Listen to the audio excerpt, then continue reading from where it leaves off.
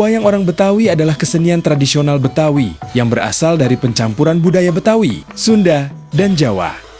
Masyarakat Betawi mengadaptasi kesenian. Wayang orang yang pernah dibawa oleh Sultan Agung pada saat Mataram menyerbu VOC di Batavia.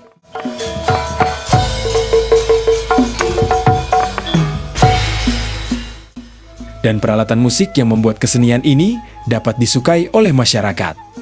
Wayang ini menggabungkan unsur tari, musik, dan drama. Para pemain akan berdandan dan berperan sebagai tokoh-tokoh pewayangan.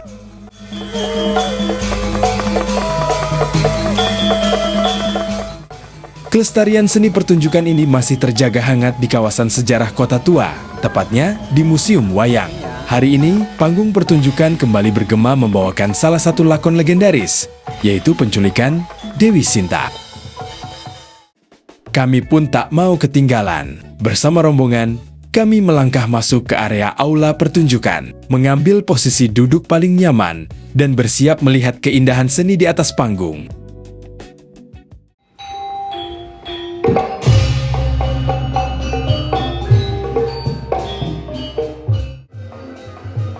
Lakon ini mengisahkan awal mula konflik besar dalam epos Ramayana, ketika Rahwana menculik Dewi Sinta melalui tipu muslihat Kijang Kencana dan penyamarannya sebagai seorang Brahmana tua. Peristiwa tersebut menjadi awal perjalanan panjang Sri Rama dalam memperjuangkan kebenaran serta menyelamatkan Dewi Sinta dari kerajaan Alengka.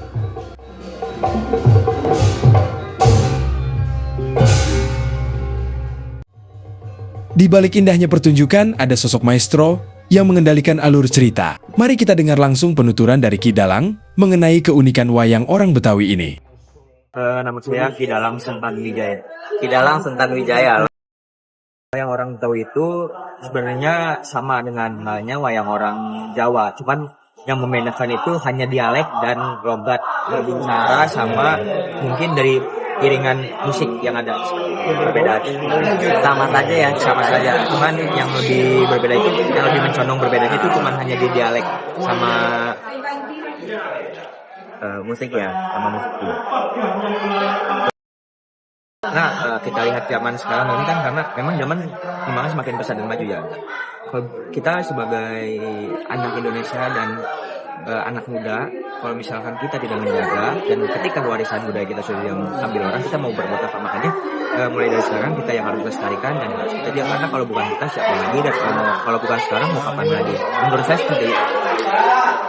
Selanjutnya apakah harapan untuk wayang orang Betawi? Harapan saya sih ke depannya ya anak-anak muda lebih mengenal, terus juga lebih banyak pagelaran-pagelaran seperti ya di dalam museum atau di lapangan terbuka, biar kita mengedukasi juga sama anak-anak zaman sekarang, anak-anak kecil, bahkan orang yang nggak tahu ada kesenian wayang orang Betawi seperti itu.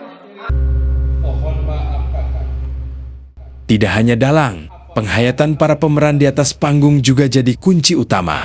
Salah satu pemain wayang orang Betawi berbagi ceritanya kepada kami. Di sini saya tadi berperan sebagai Lasmana. Lasmana. Ya, Lasmana adiknya dari Sri Rama. Oke.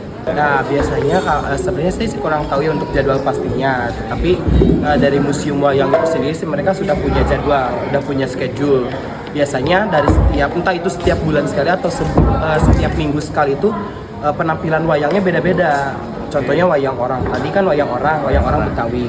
Mungkin minggu depannya itu wayang golek, dan minggu berikutnya ya bergilir. Jadi kan semua kesenian penampilan wayang-wayang itu nanti ditampilkan di panggung budaya ini. Gelak tawa dan tepuk tangan meriah dari penonton memenuhi ruangan. Penasaran bagaimana kesan mereka setelah menyaksikan pertunjukan ini? Ini dia tanggapan mereka. Saya sih sangat menarik karena perpaduan budaya antara Sunda, Betawi, dan Jawa itu satu, sehingga kita bisa menonton tontonan yang sangat luar biasa, dan ini sangat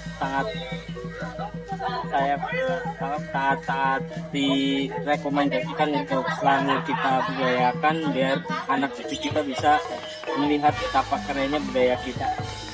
Oke, alhamdulillah tadi udah selesai menonton pagelaran budaya wayang ya. Semoga kedepannya semakin banyak sih acara-acara pagelaran ini supaya kita juga mengenal budaya-budaya Indonesia dan semakin dilestarikan. Bye.